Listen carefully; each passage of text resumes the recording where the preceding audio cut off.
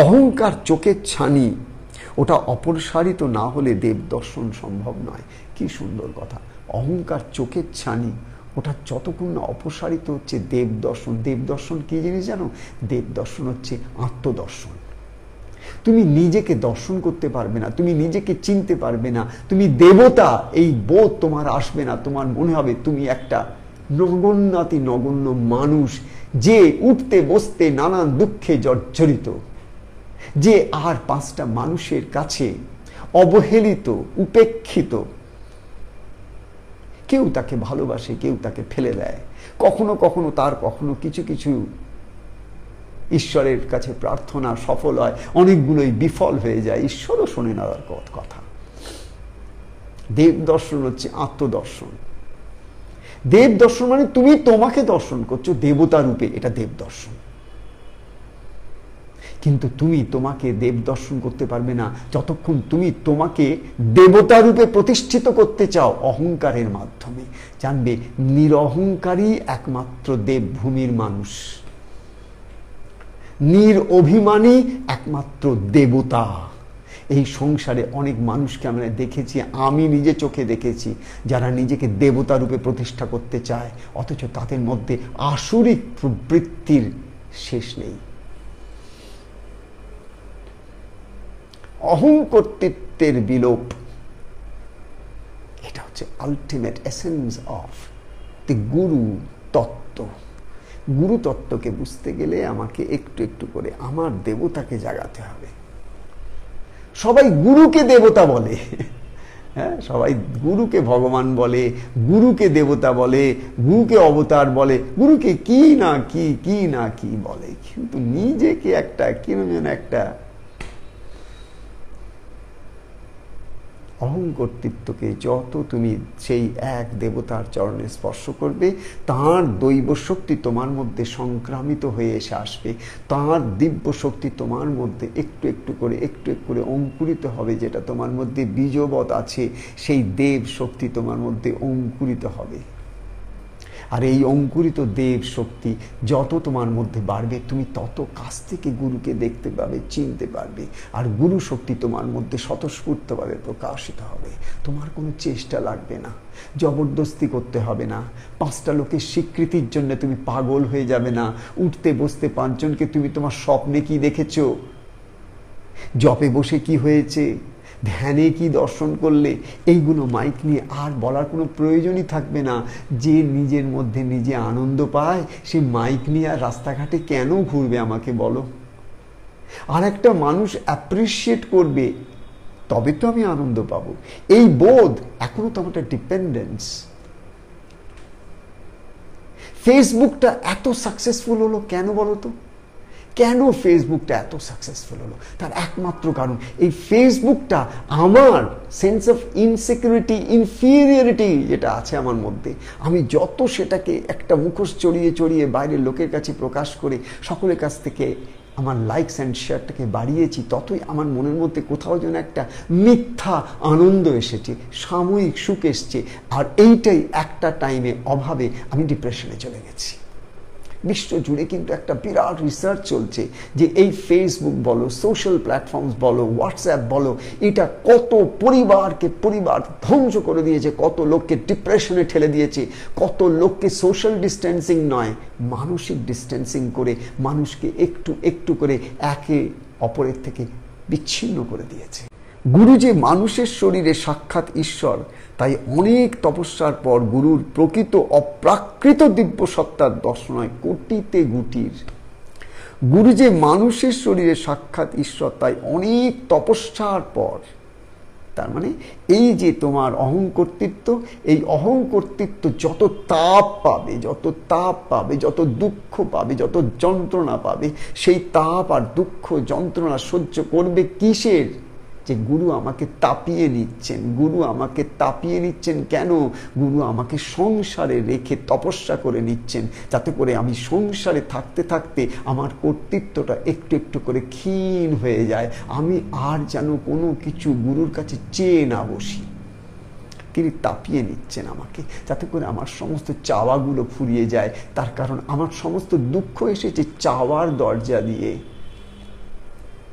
আমি যদি কেবল গুরুকে চেয়েছি, যখন গুরুর মধ্যে বিভোর হয়ে গেছি, আমার ইষ্টচিন্তনের মধ্যে ডুবে গেছি, যখন মা মা করে কেঁদেছি, তখন তো আমার কোনো দুঃখ থাকেনি, কখন তো আমার কোনো ব্যথা থাকেনি, চোখে জল এসেছে, কিন্তু তখন তো আমার কোনো বেদনা নেই। বিরহের মধ্যে যাতনা আছে, যন্ত্রণা নেই।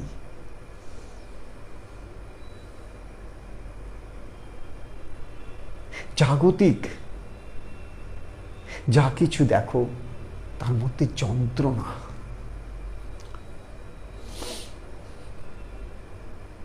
কোটিতে গুটি তার দিব্য সত্তার অপ্রাকৃত, তার মানে তুমি যেগুলো করছো এগুলো প্রকৃতি, মানে প্রকৃতি মানে যেগুলো ফিজিক্যাল, গুরুর ফিজিক্যাল শরীর, ফিজিক্যাল একটা লীলা হলো, ফিজিক্যাল একটা কথা শুনলে, ফিজিক্যালি একটা কিছু গুরুর হাত থেকে পেলে, এগুলো সব প্রাকৃতিক ব্যাপার হচ্ছে।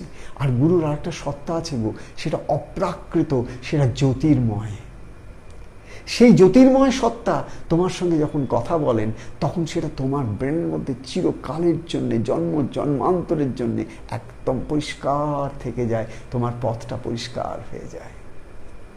সে অপ্রাকৃত কোটিতে গুটি, কোটি কোটি লোক যদি রোজ জপ ধ্যান পূজা পাঠ গুরু গুরু গুরু গুরু গুরু গুরু করে, কোটিতে গুটি অপ্রাকৃত গুরুর সেই দিব্য শরীরের দর্শন পায়।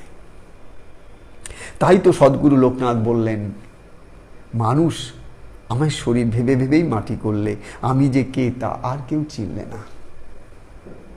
বাবা লোকনাথ কেন, ভারতের বুকে যারা বড় বড় সিদ্ধ, বড় বড় মহাত্মা এসে সমাজের মধ্যে মানুষকে নিয়ে যারা কাজ করেছেন, মানুষকে একটু ওঠাবার চেষ্টা করেছেন, মানুষকে একটুখানি সেই প্রেম ভক্তি ভালোবাসার পথে নিয়ে যেতে চেয়েছেন, তারা প্রত্যেকেই কিন্তু একটা সময় এসে দুঃখ প্রকাশ করে তারপরে এই জগৎ ছেড়ে চলে গেছেন। সেই দুঃখটা কি জানো? সেই দুঃখটা আমি যা দিতে এলাম তা কেউ চাইলো না।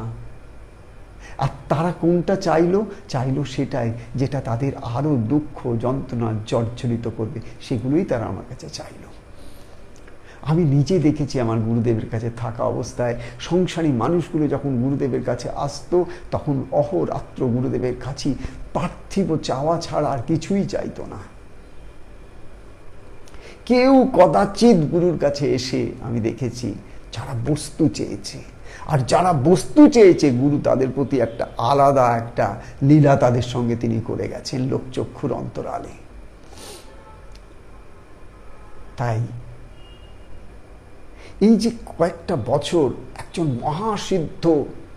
মহাসিদ্ধ যিনি বহু সাধনা করে পরম সিদ্ধি লাভ করেছেন, যিনি বাবা লোকনাথের কৃপা, অনন্ত কৃপা লাভ করেছেন যার জীবনে, যিনি তার নিজের গুরুর অনন্ত কৃপা লাভ করেছেন, ঠাকুর শ্রী শ্রী ভজন ব্রহ্মচারী মহারাজের কথা বলছি আমি, তার একদম শারীরিক সান্নিধ্যে 12টা বছর কম সময় নয়। এই 12টা বছরের মধ্যে 6টা বছর আমি আশ্রমে ছিলাম, 24 ঘন্টা তাঁর কেয়ার। এই যে টাইমটা, এই টাইমে আমি দেখেছি, শুনেছি, বুঝেছি যে গুরু আর শিষ্য, গুরু আর সংসারী, গুরু আর সন্ন্যাসী, গুরু আর ব্রহ্মচারী, এই গুরু আর জগৎ, এই পুরো জিনিসগুলোর যে বিভিন্ন কালার্স অ্যান্ড শেডস আছে, এগুলো সব আমাকে ঠাকুর নিজে দেখিয়েছেন গো, আমাকে চিনিয়েছেন ঠাকুর। কারণ আমি তো তার কাছে একটা ছোট্ট শিশু বই কিছু নই। তিনি যদি আমায় না শেখান, আমায় কে শেখাবে? কে আমাকে বোঝাবে? আমি তো বুঝতে পারবো না। তিনি আমাকে সব শিখিয়েছেন। তাই তো সদ্গুরু লোকনাথ বললেন, মানুষ আমায় শরীর ভেবে ভেবেই মাটি করলে। যারা আসে সবাই বাবাকে দেখে, ভাবে শরীর দেখছে তো শরীর তো ভাববে। বল, আমরা যদি গুরুকে শরীর দেখি, তো আমরা কি গুরুকে শরীর ছাড়া আর কিছু ভাববো নাকি? আর কিছু ভাবার তো আমাদের ক্ষমতা আমাদের কাছে আমরা কোনোদিন লাভ করার চেষ্টা করিনি। আমাদের যে এনার্জিটা আছে, আমাদের যে এই যে প্রাণবায়ু, এই প্রাণবায়ুর মধ্যে একমাত্র অক্সিজেন ছাড়া কিছুই চিনিনি। আমাদের শ্বাস প্রশ্বাস কেবল বেঁচে থাকার জন্যে, কিন্তু এই শ্বাস প্রশ্বাসের মধ্যে প্রাণ আছে, চি আছে, এটাকে কোনোদিন আমরা দেখাশোনা বোঝার কোনো চেষ্টাই করিনি। অক্সিজেনের বাইরে যে এই বিশ্ব সংসারটা একটা প্রাণের খেলা, আর আমার এই শ্বাস প্রশ্বাসের মধ্যে দিয়ে আমার শরীরের অণু পরমাণুর মধ্যে যে একটা অনন্ত বিশ্বের একটা অদ্ভুত লীলা চলছে, বিশ্বের বাইরের বিশ্ব আর আমার এই ভেতরের বিশ্ব, এই দুই বিশ্বের মধ্যে একটা অদ্ভুত আদান প্রদান চলছে, আমার সময় নেই সেটা দেখার।